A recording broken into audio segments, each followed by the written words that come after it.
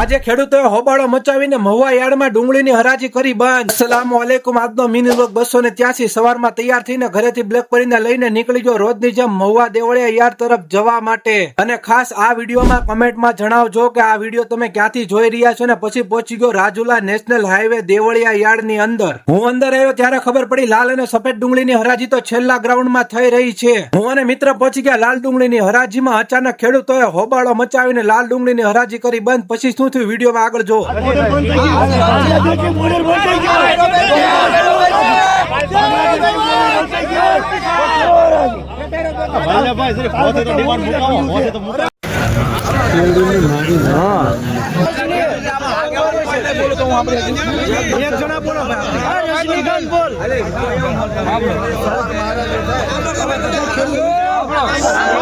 અમારું એકનું સંપૂર્ણ બધાનું જો 150 રૂપિયાથી ચાલુ થાય તો આખવાન છે કે બાકી ગોંડલના પીઠામાં આજ ઓછામાં ઓછો ભાવ થાય છે ને ભાઈ।